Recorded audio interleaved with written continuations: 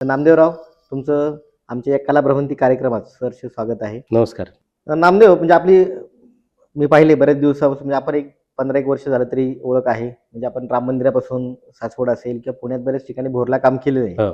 तर तुम्ही नक्की कुठले, म्हणजे प्रॉपर तुमचं गाव कुठलं आणि ह्या क्षेत्रात नक्की कधी आलात तुम्ही? खरं सांगायचं प्रॉपर माझं गाव आहे तालुका कंधार, जिल्हा नांदेड, बहादूरपुरातलं आहे मी.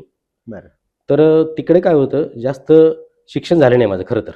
बरं. कमी शिक्षण होतं, काम कमी वगैरे असायचं. तर मग मी डायरेक्ट मुंबईला गेलो. मुंबईला एका प्रायव्हेट कंपनीमध्ये काम करत होतो. बरं.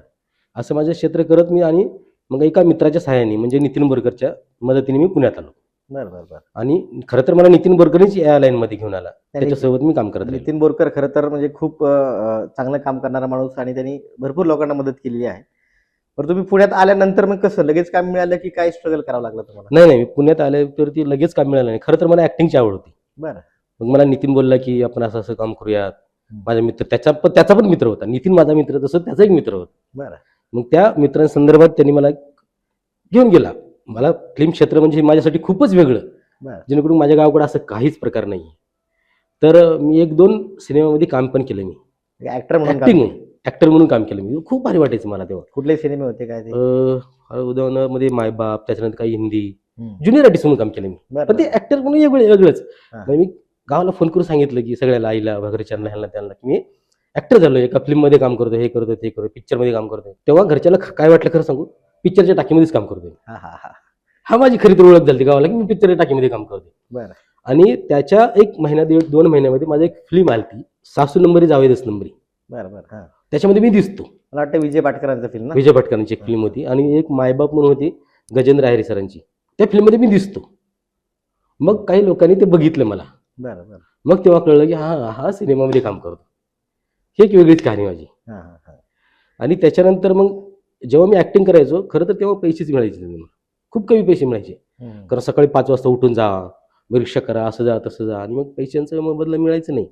मग ते म्हणायचे देतो नंतर, देतो पुढच्या महिन्यात, देतो ह्या महिन्यात.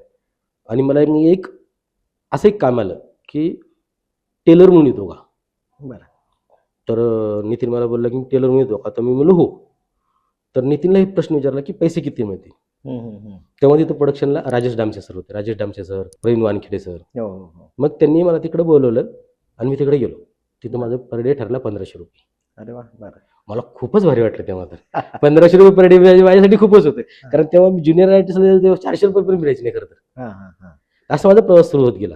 पण म्हणजे आता तुमचा पारंपरिक व्यवसाय कुठला करायचा नक्की? पारंपरिक व्यवसाय असं कुठलं नव्हतं. घरी मी शिक्षण शिकायलाच होतो जास्तीत जास्त. माझं 12वी पर्यंत माझं शिक्षण झालं. आणि घरी माझ्या भावाची टेलरिंगची दुकान होती. बरं. टेलरिंगचा अनुभव पहिला टेलरिंगचा होता? थोडाफार अनुभव असा होता की जेणेकरून मी चांगला टेलर नव्हतो, बरं. पण थोडाफार अनुभव होता. कोणी 5 रुपये, 2 रुपये, 4 रुपये दिले की मी अल्ट्रेशन करून द्यायचो. हा हा. आणि तसंच मला एक काम मिळालं बरं. की अल्ट्रेशन टेलर म्हणून येतो का? ओके. तर म्हणलं हो येतो.